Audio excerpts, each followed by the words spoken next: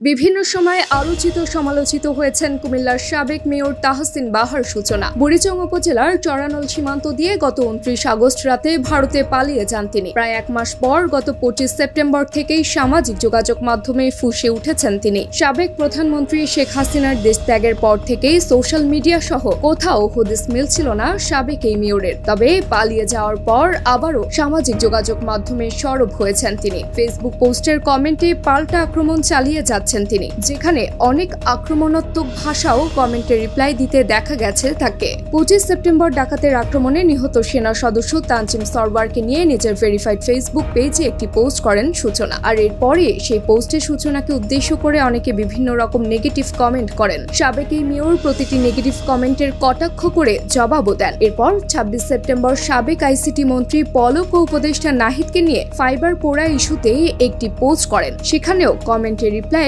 কটাক্ষ করে জবাব দেন তিনি। সূচনার পোস্টে একজন কমেন্ট করেছেন, ইন্ডিয়া থেকে পোস্ট করছেন, কুমিল্লায় কবে আসবেন? সেই কমেন্টের উত্তরে সূচনা লেখেন, আমি তো কুমিল্লা, নতুন বাসা গোছাচ্ছি, তোমাদের যেন লুট চুরি আর আগুন দিতে সুবিধা হয়। আরেক নেটিজেনের লেখা, কুমিল্লায় আসেন আপা। কমেন্টের রিপ্লাইয়ে সূচনা লেখেন, আসতেছি, আরো বেশি বেশি শাড়ি, জামা, জুতা, মাছ, গাছ, সবজি, জাকাতের শাড়ি, জায়নামাজ, কোরআন নিয়ে দ্বিতীয় লুটের প্রস্তুতি নাও। এক নেটিজেনের মন্তব্যের বিপরীতে তিনি বলেন, গর্বটা তো আর রাখতে দিলা না। সারা বাংলাদেশে তোমরা মাশাআল্লাহ যা সুনাম কুড়াইছো, নিজেদের মা বোনদের মা বোন করে, তোমাদের পরিবারের শিক্ষার জন্মের পরিচয় এখন দেশের গণ্ডি পার হয়ে প্রবাসেও আছে। আফসোস, অতি মেধার জন্য বুঝতে পারো নাই। সূচনার এসব রিপ্লাইয়ের প্রশংসাও করেছেন অনেকে। এক নেটিজেন লিখেছেন, আজকের কমেন্ট রিপ্লাইগুলো সেরা হয়েছে। সেই কমেন্টের রিপ্লাইয়ের সূচনা লেখেন, আয় হায়, এটা কেন লিখলেন? লিজেন্ডরা আপনাকেও দালাল ডাকবে। পলক ও নাহিদকে নিয়ে পোস্টের সূচনা ক্যাপশন দিয়েছেন, যুগে যুগে পলকেরা নাহিদ হয়ে ফিরে আসে। সাবেক মেয়র সূচনার কটাক্ষ করে এমন রিপ্লাইয়ে